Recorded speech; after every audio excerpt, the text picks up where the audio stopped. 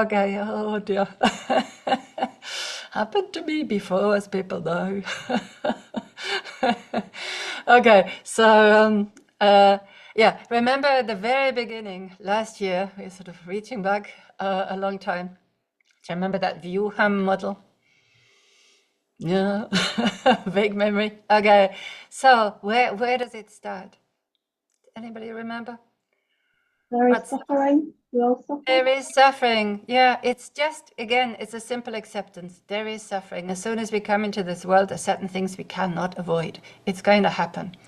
And again, our society has built up an expectation that we're going to live happily all of the time, undisturbed by anything.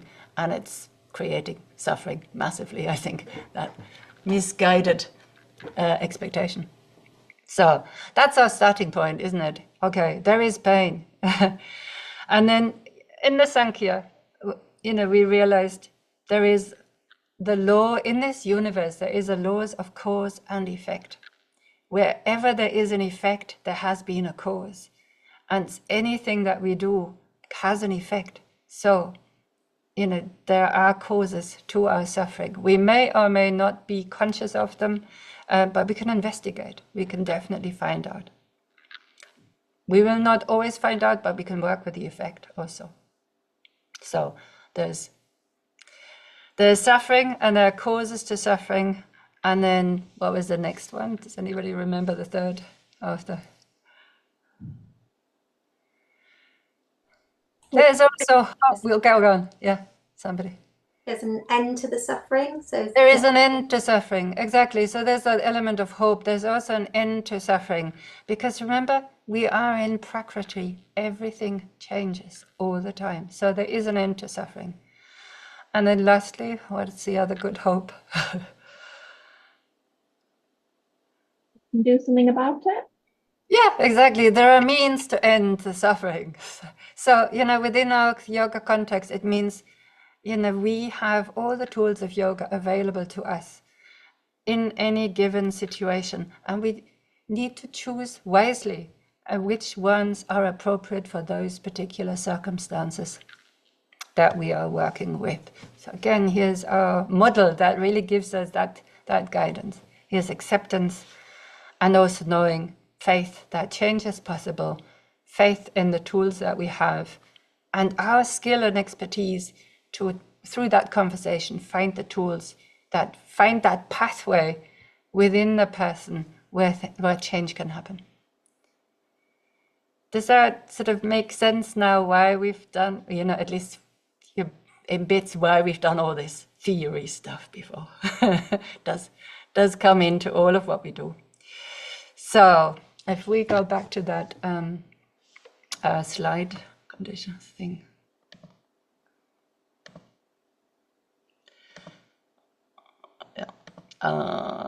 We need to go to the fourth slide by now, Barbara. I've just talked through these things. Oh, that's the wrong one.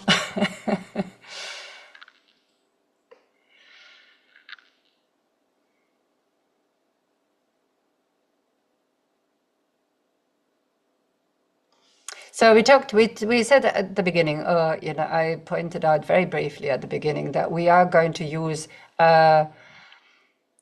some kind of structure again. As to how to deal with, our overall approach, how to deal with fatigue conditions. And I would say it will apply not just to fatigue conditions. It is a very general approach, really, for most conditions. But specifically for here, that's still the wrong one. Sorry, give me a moment.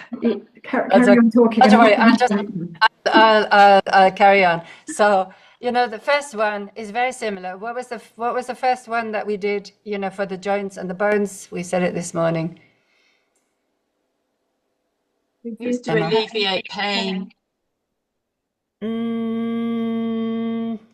There's something before that. But the trigger Finding out where we are. Exacerbating. Yeah, Emma, you're spot on there. We're trying to find out what makes it worse. And in essence, we're trying to establish what would make it worse so that we know what to avoid. And after that, broadly speaking, we're putting support structures in place. So in all sorts of various ways. So I'm keeping it very, very brief here. We go into more details about that as we go along. But in essence, we are trying to avoid making it worse. And then we're supporting whatever we need to support in order to create conditions for recovery to take place. So if we move on, Barbara, with the slide. So again, if you go back in your mind to the Ayurveda that we talked about, you may remember this term prajna parata. So translated, that means crime against wisdom. So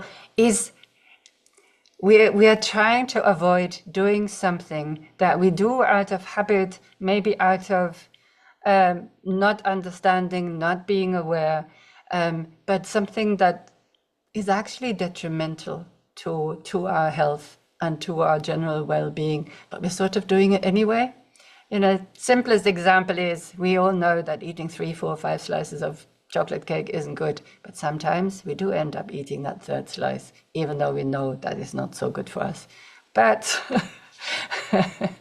and that's a very simplistic example, but we all do things that aren't really good for us, and we still do them. So that's a conscious crime against wisdom, but I'm sure there's lots of others that we are not so aware of. And one of those things is to bring them into awareness. And that's again your svadhyaya and the conversation with the care seeker that helps that reflection. So, yeah. Again, if we move on to the next thing. So in real terms, what to avoid, what that means is we're stopping activities that contribute or cause the problem. So we identify what exacerbates the problem and avoid those contributing factors. And within the context of fatigue conditions, that means overdoing it. So doing more than we can sustain. So in some ways, we've put down notes here and they all sort of vaguely say the same thing. If you think about this in terms of energy, if we use up all the energy that is available to us, then we've got none left. So there's a well-known phrase for that, boom and bust. And I think especially when you are faced with a situation where your energy is limited and where you are in some ways, because of that, outside of the standard. Remember last time in October, we also talked about the fact that when we talked about the biopsychosocial model, that often in our society, there is a kind of standard. And as soon as you're outside of that standard and don't meet those standard expectations, you have an added difficulty because you're not part of that standard. So if you don't have the standard amount of energy, if you like, your life and your choices, what you can do are different from the assumed standard. So I think it can often lead to frustration and wanting to do things like everybody else. That's a very, common human desire to be part of what everybody else is doing too. So it can often lead to that temptation that once a little bit of energy is felt, to use it all up and to make up and use that to do all the things that you want, that a person desires to do and sometimes feels unable to do. But of course it has a backlash. If you use all your energy, there's also time when you have to go through not having any. So it's that boom and bust situation, and that is definitely something to avoid. We've put down there trying to get back to normal too soon. That's again a response to pressure in yourself because of that frustration potentially, broadly speaking, but also pressures from people, society, workplace, friends, colleagues, family, that also wants you to go back to normal because it impacts on them or because they don't understand it, or the things that we've said before. And then allowing yourself to be pressured into doing more than you can sustain. That, is all linked into these kind of things. But if we are allowing ourselves to be pressured into this kind of thing, there's a serious risk of relapse. And if you think about this idea of disease progression, if you are not taking care of what is there already, remember, if one little system is affected and we're not taking care of that and not giving it the time to heal, it will affect more systems, because it is this particular place in us is working overtime and it can't sustain that. So it will affect systems around us. So we can make ourselves a lot worse through through pressurizing ourselves to do more than we can sustain at any given time. So, Barbara, if you move on. Yeah, one of the things that Barbara briefly mentioned at the beginning was this issue of graded exercise. So there was a time when graded exercise was recommended, but fortunately, as Barbara pointed out, the NICE guidelines have now stepped away from that. Graded exercise was understood as, somebody not having energy and it needing building up, and it was the term refers to incremental increase of activities, but as a sort of blanket application, as our health system often does.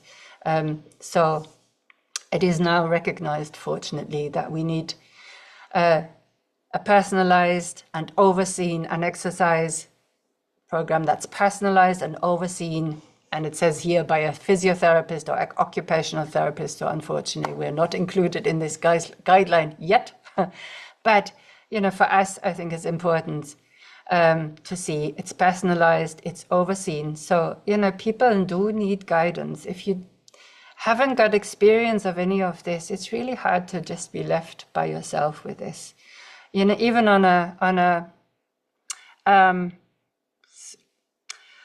less severe scale, maybe, I've had the experience of people being told to do physiotherapy for, a minor structural issue and being told those exercises over the phone and not knowing what to do.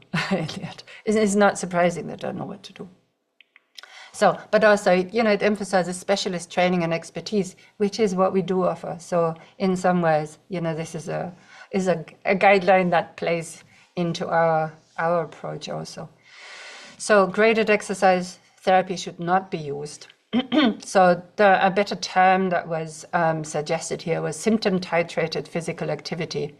So, and that means, again, it's personalized, it's, worked out for the abilities of that particular person at the time. And it also includes includes using a different term rather than talking about exercise therapy. It recognizes that all kind of physical activity will have an impact on a person. So a very simple example, in my own house here, I live on the second floor, my kettle is down on the second floor. So I do a lot of exercise just by going down and making a cup of tea. So they've replaced it with the term physical activity, because that is part of a person's life, day-to-day life. And the other important word here is to pace all activities. So there needs to be a balance between activity and resting. So you will find we're running a little bit over time, so I'm going to leave you to read some of this stuff in your notes. But there are parallels also between athletes and their training, because they also need to pace themselves. They need to also have periods of time that are built into their exercise regime or their training regime of resting where the body can recover from the exertion that they put themselves through voluntarily, because they're always working very much at the edge of what is physically possible for them, because they're trying to push that edge. But if they don't respect the resting, then they can also end up with those kind of symptoms of fatigue, and all the stuff that is associated with that. So, you know, it's in your notes. You can read up a little bit more in detail about that. So that idea of pacing comes in other areas of life. So if we move on, Barbara. So we saw earlier on, so after we establish what to avoid, we're then trying to put supports in place in as many places as we possibly can. And if we're going, again, back to our understanding of who we are in this world through the 8 limbs, then we can also see all the different areas that we are potentially supporting. So remember, there are the niyama, which is everything in the world around us and our relationship to it. Remember, you know, yoga looks at everything in terms of what's my relationship to this. So it includes the people around us, the events around us, our life circumstances. All of those kind of things have an impact, and support structures can be put in place where they can exist or may not exist, and anything in between those 2 extremes. The yama, those are the kind of things how the yama are about the relationships that we have with ourselves. So a lot of the attitudes that we have towards ourselves, the expectations that we have of ourselves, the habits that we have and may be conscious of or not conscious of, those kind of things, you know, come under this. Our body, you know, again, our relationship to our body and the level of activity and rest comes in here. Pranayama, our breath. What is our relationship to our breath? How can we support it? What are the sensations here that we feel? Pratyahara, our senses, and again, Barbara alluded to that already. You know, it's what comes into our system, and what are we putting out? All of that also takes energy. And then we've got dharana, dhyana, and samadhi. So that's our mind. Again, our mind and our response to all of these other things, the relationships we have with events, with people, with our body, all those kind of things, and our memories, you know, also affect us, and we can put supports in place. So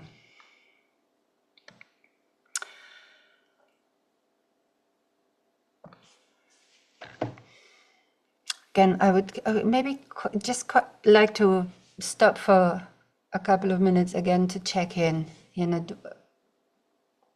people's response so far, because I don't want to rattle on and rattle on.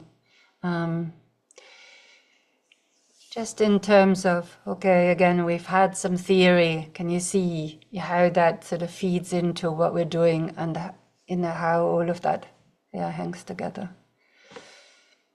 Any comments here? Any questions about that?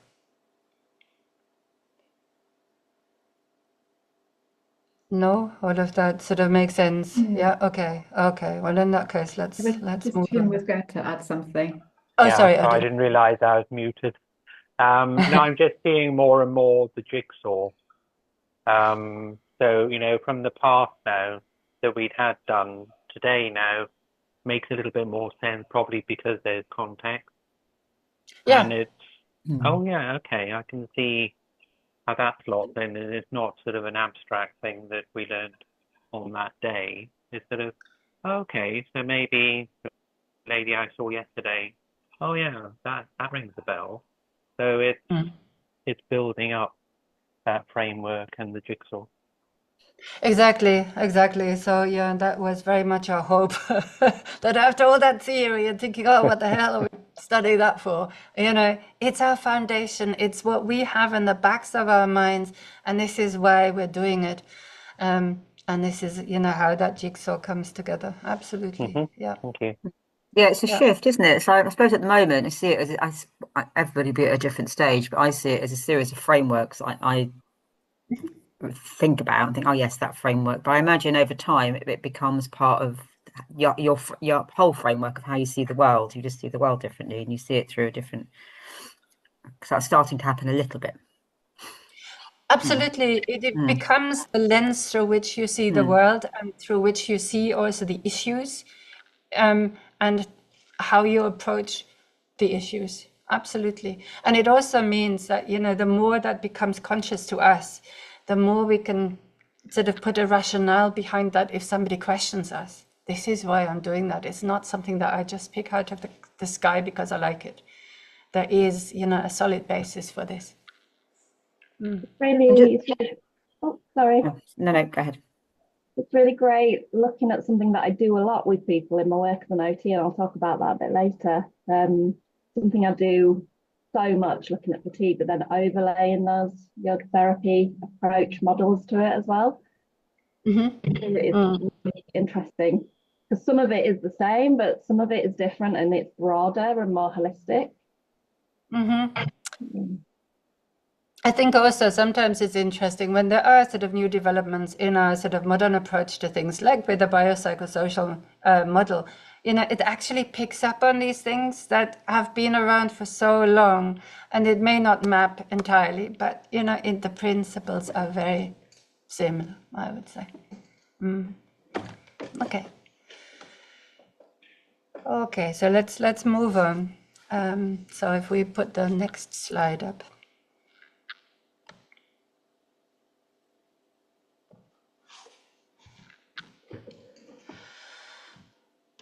Next one.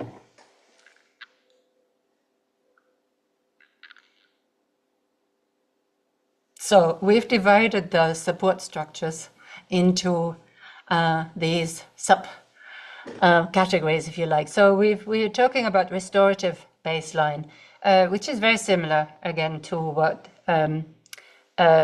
we've established with the bones and the joints last time. And then we're talking about functional breathing. We're talking about movement activity. So we've purposely not put asana here because it can be all sorts of things. And mental and emotional support, environmental support. You recognize the 8 limbs here, hopefully. Nutritional support for the gastrointestinal microbiome, reduction of inflammation, and immune support. So if we move on again. So we'll go into a little bit more detail about this. So our restorative baseline implies that, there is some kind of damage, and it takes our system some time to rest in order to repair. So when there's damage in our body, it needs repair. It's very simple. In everyday life, when we cut our fingers, for example, it takes a little bit of time and not using that finger, maybe, for it to repair itself. If you go back again also to that daily rhythm that we had in Ayurveda, the clock, and what happens during different times of the night, in this case, the time period between 10 p.m. and 2 a.m. was very much about physical repair. And then that time period between 2 a.m. and 6 a.m. was more about our system processing emotional and mental things that are happening for us at the time. So just that time to rest is really fundamental, which also means that, if people are experiencing insomnia, then that is also a baseline to restore. And rest doesn't necessarily always mean sleep. So there's all sorts of other ways of resting also, just doing something that doesn't take your energy, but leaves you to accumulate a little bit of energy. And we've said it before, reduce the input through the senses, because whatever comes in to our system through our senses needs processing. There's nothing that we take in that doesn't have an impact in some form or another. So reducing that input is one of the things that we can do to restore, our baseline. And similarly, reducing the output. And Barbara mentioned that before. We can sometimes forget how just talking and also relating to someone takes energy. Remember when from the Pancha Prana, the Udana Prana is about speech and communication. It takes energy to talk because it also, it's mental energy. So the level of practice that can be sustained without taking energy away. So, we have to really gauge the level of practice that we recommend someone does. Again, also taking into account all the other physical activity that they do. We've also, when we talked about Langana and Brahmana practices and potentially toning down the Brahmana practices or spicing the Langana practices up a little bit, that was always based on the principle that certain things need a little bit of energy to do, and they only build up energy if that baseline of energy is there. Otherwise, you're taking energy away, and that's not our purpose. Why would we do that? What's the point of going even to a yoga class and coming out feeling exhausted? That's really not where we're trying to go. So if that's a response to your practice, I was really exhausted, then obviously you need to adjust. Okay, so we move on to the next one. So remember again, last October, we were sitting in that tiny little sitting room in Milton Keynes a long time ago. And we were going through a fair amount of breathing practices. So we looked at breathing, and we quite deliberately put that right there at the beginning of our course, because again, functional breathing, as you will remember, is our baseline. Our breath affects everything. It affects the whole of our physiological system. So we need to establish functional breathing as soon as we see that breathing is affected in some form or another, which is very likely. So I've quite deliberately not filled in that chart on the other side, because that is part of your homework, filling in this chart and just reminding yourselves what functional breathing is about. So we're not going to go into the details of that because we've done it a long time ago. So you may need to dip into your notes for that. But maybe also you would be able to do that quite quickly. So if we move on to the next slide. So again, in activities and movement, in terms of yoga therapy, there's again just a few guidelines really. Positive small actions every day. So again, positive and small and doing something, because the action is about agency. Small is about, okay, even if I just do a little bit, at least I get that sense of achievement. I do something for myself. And positive, obviously you want to do something that's good for you.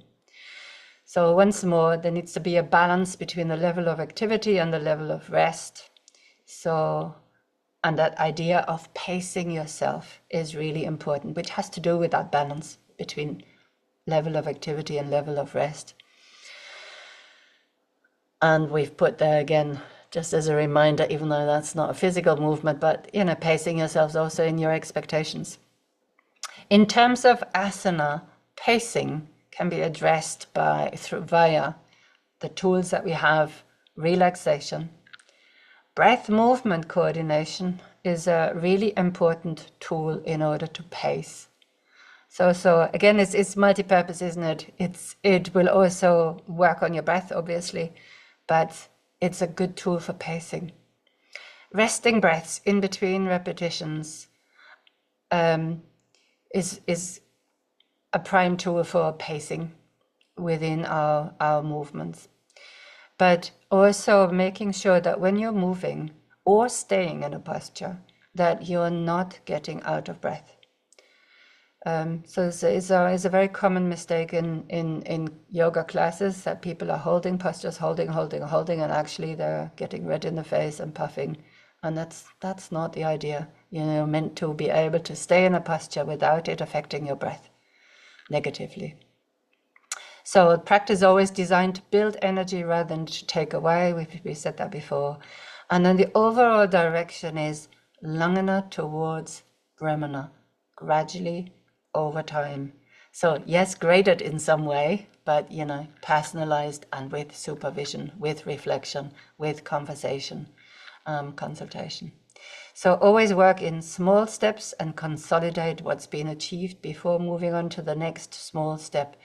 And again, we've talked in the past about those yogic principles of krama, step, and kshema, consolidation. So again, this is a really important concept that comes in here, and particularly in relation to fatigue.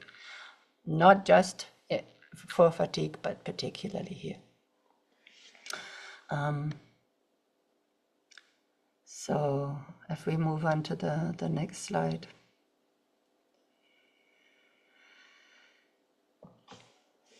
So mental and emotional support, through our conversations, that's come out very, very clearly that every person is affected emotionally by what's happening to them, whether that's a mega event or even a small event, and what an event or how an event is experienced as small or major is also very personal. So it's not surprising that long-term physical health conditions is acknowledged by now that it triggers psychological problems such as depression and anxiety, and that actually, talking therapy or, just having somebody to talk to about this and look at it and find ways of dealing with it is hugely helpful. So again, there's something that's been put into place that's called the Improving Access to Psychological Therapies. And research has shown that 50% of people receiving that, show significant improvement in their long-term physical health conditions. So it's always a factor that plays in. So from our point of view, again, it means, our discussion with that person includes their personal experience of their symptoms and, any kind of worry and distress that is associated with that. So it means listening with empathy and with compassion and acknowledging the impact that this illness has on their day-to-day life, on their activities of daily living, their feelings potentially of isolation, anything to do with the work or their education, the impact that the illness has on relations to family and friends. All of that, will be part of it. Remember, it's part of the 8 limbs. It is our human existence. It's all part of it. So we may also encourage reflection on existing belief systems. So that may be more obvious to us than to the person, but it may come out in conversation. So we can just slightly question or draw attention to something. Not state something as a fact, as we've talked about before, because what we perceive is only an idea. It's not necessarily reality, because remember, we also have conditioning. We also have our own experience, and that will color what we see in somebody else. So we need to be aware of that and not make assumptions. But, we can have a conversation and suggest maybe. And then if we move on, so environmental support. So that, Again, very much also what came out in the NICE guidelines as an ideal and the best practice. So we are unlikely to be able to directly influence the environment that the care seeker lives in, but we can encourage reflection on it and enable them maybe to find ways of making small changes in their environment that will support their recovery.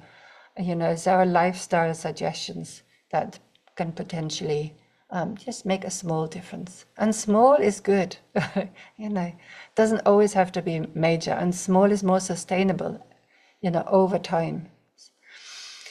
So again, we may also find out about, all the other things that people with a long-term health condition have to deal with, like, financial impact if they're not able to work or only able to work part-time. So they may have lots of bureaucratic admin to do, dealing with universal credit or PIP, there's personal independence payment, I think it's called, or other support organizations that may or may not be supportive. I think, again, Barbara's pointed that out earlier on, that people may have to deal with an atmosphere of dismissiveness, outright hostility sometimes, if you are considered by someone as somebody who just fakes the whole thing. Personally, also got experience of a GP telling my daughter that. Not nice when you are not feeling great and somebody tells you that you're faking the whole thing. So, all of those kind of things can add extra pressure to someone who's already having a lot on their plate. So compassionate discussions can, again, alleviate that sense of pressure and just help find ways of managing that more assertively, more effectively, and reducing the impact, because you might not convince somebody not to be dismissive, but your own response to that, you can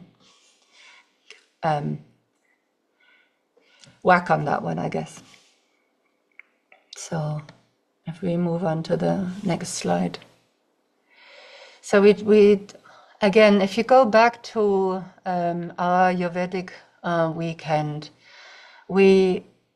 in Ayurveda, it's very clear that the center of our health is our Agni, or our digestive system. And that is also getting more and more recognized in, modern medicine. And as Barbara pointed out, the diet support may be very limited to times when there is, a danger of losing too much weight or having to lose weight. But from our point of view, it's much more fundamental to look at diet, because remember, everything that we put into our bodies is the building block for who we are and for our health. So that starts very simply and broadly with food that contains life force. So again, go back to your notes about the food guidelines from Ayurveda. So the other thing that we didn't talk so much about on the Ayurveda module was the nutrition gap. So again, I don't know whether that's a term that people are familiar with, but it refers to the fact that we may eat enough. We are not hungry in this country, most of us at least not. But the nutrition that we take in, the vegetables that we take in, doesn't have the same kind of nutritious ingredients, minerals and vitamins as they used to have, simply because of our farming methods. So we have very depleted soils, and if vegetables grow on depleted soils, they will also have less minerals and vitamins in them because they don't get fed them. So we may think also we have a very good diet and still have a nutrition gap, a deficiency in important minerals and vitamins. So that we can address that by having a more varied diet consciously, or also taking supplements. So the next point goes very much back to what we also said in the Ayurveda module, that a diet high in fiber, vegetables, fruits, antioxidants and prebiotics help to create a healthy microbial balance. And if you eat a lot of things like sugar and refined carbohydrates, processed foods, you are likely to have your microbiome disrupted. We put in a little note about fermented foods such as kimchi, sauerkraut, and fermented vegetables. They are rich in probiotics. So probiotics are those kind of foods that promote the friendly bacteria also, you know, they help them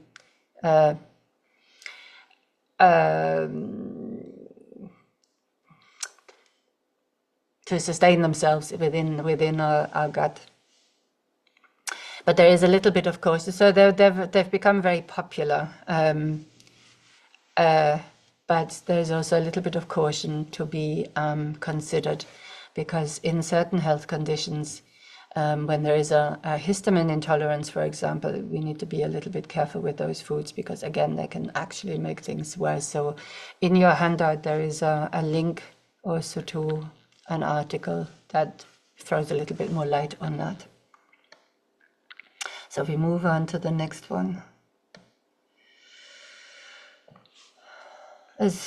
So reduction of inflammation.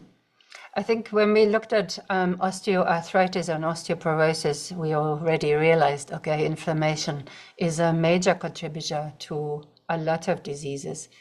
So inflammation in itself is not a bad thing. It's a defense mechanism. You know, it's an emergency response of our body. It comes to our aid when there is a pathogen, a foreign something in our bodies, and it wants to get rid of that in a way. Our body inherently wants to heal. So it increases temperature in order to destroy the pathogen. It creates pain also in order to stop us to move. And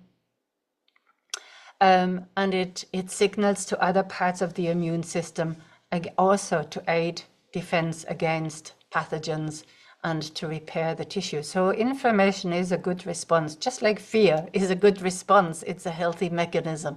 But when it goes into overdrive and when the or stress, and when the emergency response becomes a prolonged state of being, then we have chronic and systemic inflammation.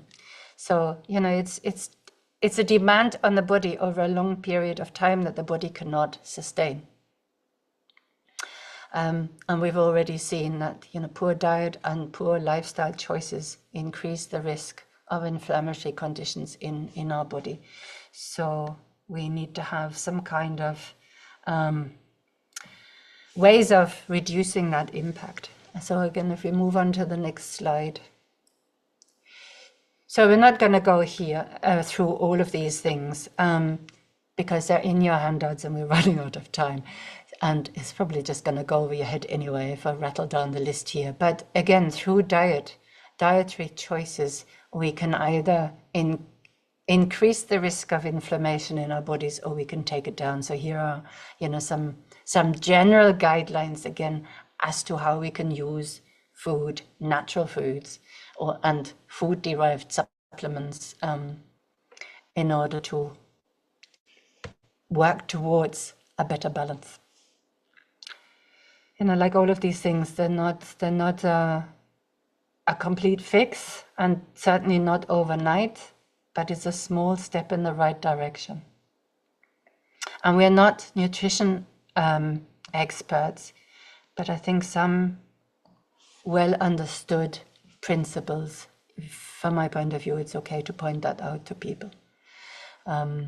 So if we move on to the next slide, then we're there with our last support structure, and that is supporting our immunity. Because again, our immune system is there to protect us, isn't it? And it can get weak through the wrong conditions. So again, it's about creating favorable conditions for our systems to work as well as they can. Vitamin C is you know, a big one at the top of the list that most people are familiar with. And surprisingly, you know, even in our Western world where we have access to food, there is quite a widespread lack of vitamin D. So lemons, we all know that they contain vitamin C, but sea buckthorn, for example, has 10 times the amount of vitamin C available than a lemon. So it's one of the superfoods becoming more well known. And there's others, obviously, you may well be able to add to that list. In Germany, for example, there's a lot more emphasis on hydrotherapy, and a lot of that goes into just putting your body under a little bit of stress. Stress can be a positive motivator, stimulant. So alternating hot and cold showers, and you don't have to go all out straight away. For example, your wild water swimming, because it's a good thing. It's stressful for the body and not to be overdone also, because then it backfires. But just showering your arms and legs with cold water is a helpful little thing that we can do. So in Germany, in lots of parks, there are sort of pools where you walk through really cold water, just up to your knees. And then later on, there's sort of basins where you dip your arms in, also very cold water. And it feels great. You can buy little plunge pools now for your garden. Sorry, I didn't hear. You can buy these very small, like little dip pools.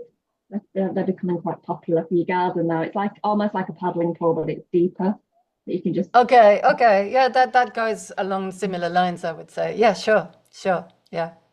Okay, but also if you don't want to do that, buy yet another gadget. Just step into your shower and just shower down your legs with cold water. And then, there's many Ayurvedic, anthroposophic, and homeopathic remedies that can also support immune function. We have, in your handout, we've put in links to sites that we know that sell products that do this kind of thing, and we've only put down sources. Remember, we're coming back to trusted sources that we know are ethical and do what they say they're going to do. So that's basically an Ayurvedic company that we know is Veleda, that I have been trained on, and Cytoplan, which is also a company that is not for profit and very much engaged in promoting health and health creation rather than just shutting down on symptoms. So I think that's one way of working, or that feels within our remit. That if you have trusted sources, then I think it's okay to give people that information.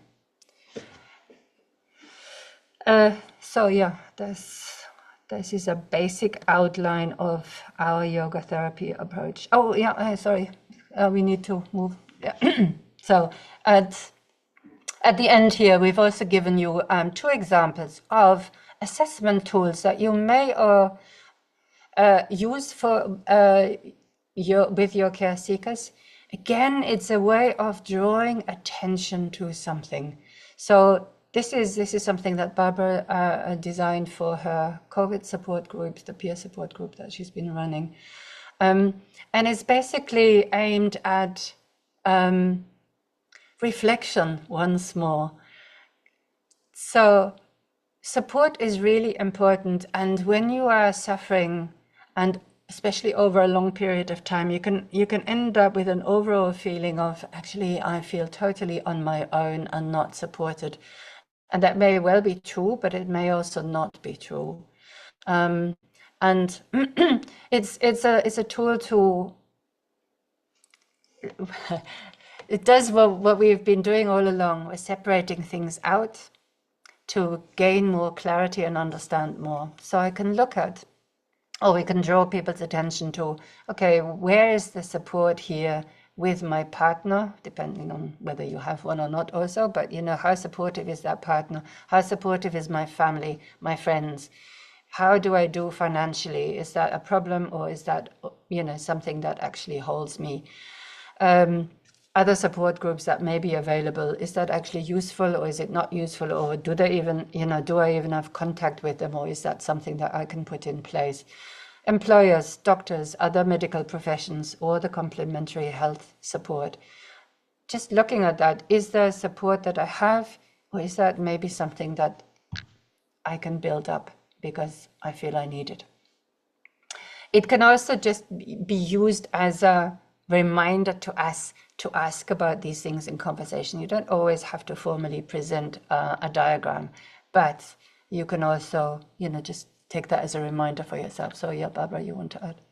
Yeah, I just wanted to add that on the diagram, each of those segments should be numbered, one from the center, 1, 2, 3, 4, out to the outer one. So that's the line, assess the level of support you have at this time. 4 is fully supported, 0 is no support. And of course, it's not important to have 4 in all categories, but the idea was if we don't feel well enough supported, we can identify those areas where we feel least supported and then potentially look at what is possible in those areas, depending on what it is, to deal with an overall often we have vague feelings of I feel isolated, I feel on my own with this, and it's helpful to break them down into exactly what is happening for me. So that was I just wanted to add about the numbers. Yeah, no, the numbers gave me a logistical problem. That's what. Okay. So if you move down, there's another one. So if you look at this again, it is mainly about environment, but not only. There is also a self-support thing. So this one here is more about self-support. Again, it is not something that we've made up ourselves. It comes from this particular person that wrote also about ME and developed this chrysalis effect. That's what it's called. And it was described in one of the blogs from the Cytoplan website, which is full of really useful information. So again, it reflects a little bit on, okay, in my own self-care, there are certain areas that I may want to look at. It's rest and sleep, time management, nutrition, stress resilience, mindset, movement. So again, it's not something that maps entirely onto what we're doing, but it's just a reminder again, okay, I may need to ask about these kind of things. Or, if you want to give that to somebody as a way of encouraging a bit of self-reflection. Again, that's as an example of something, and you can always make up your own. Like Barbara did, she made up her own that was appropriate to that particular scenario. I think on a one-to-one basis, you probably have the time for a conversation and to bring all these things out in a conversation. But in a group scenario, this may be a really helpful tool to give to people, because obviously individual conversation then is more limited. Yeah, so here we are. I think that's the last of our points here. So if we maybe just open the floor again for comments, questions, any questions or comments? Yeah, Vicky. I like that last slide. I like that. Where's that come from? The last slide, the diagram with the very last one. The time management. It comes from a Cytoplan blog, which talks about tackling fatigue. It's actually a really good article to read, simply because it sort of breaks down sort of ordinary feeling tired and how it, develops potentially, or how we can differentiate, okay, that's just ordinary tiredness, and then it moves into, okay, this is chronic fatigue. And it has that diagram in it as an example of what is used in this particular approach to dealing with ME, which is called the chrysalis effect, which is very similar to what we're doing. So it's not yet another thing, but sorry? Is there a link for that on the slide? It is all linked in the handouts. Yeah, there's Thank you. Yeah, absolutely. Yeah, okay. Just with visuals, isn't it? Sometimes, people also have different ways of relating and learning. So for some people, visual aids are very that. I think, Sam, you were trying to say something too. Not really. I really like the that framework. That's how we work in family support with prisoners' families, because people come to you. It's the same sort of thing. People come to you and everything's awful, everything's bad, and it's very difficult for people to break down into what the different elements might be. So I think they're really useful frameworks. Yeah, yeah, I think it's also important, you know, what Barbara also pointed out, not to only look at what's bad, but also to bring back what's actually good. What's good in my life? Which parts of me are actually working? Because they will be there, because otherwise we wouldn't be alive at all. So, Yeah, definitely. It's unpicking that emotion. Like you were saying about pain, there's parallels with the pain, isn't it? Like I feel pain everywhere. It's like, do you, you know, which bits are actually okay, and you know, where don't you feel pain? Interesting. absolutely. Yeah. Anybody else? Does that sort of framework of here are the various support structures, you know, does that make sense? Okay, you know, all these parts are there that, you know, we can input within our remit, really.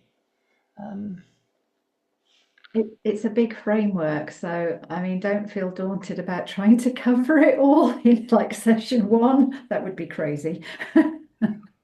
No, again, remember, small steps. This is all for us to know. It's our tool bag, isn't it? And we can feed in little things here and there where it's appropriate and where we also feel that person has an ear for it.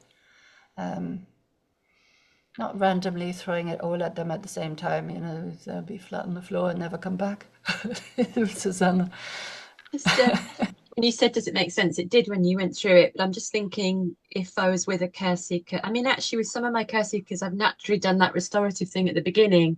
Just sort of, they're so tired, they're so in pain. I've just got them to sort of rest and breathe. So it's quite nice reading that's A and B and sort of tick them off. But would you kind of go through in that order, or could we just pick out and choose as we need and as we wish?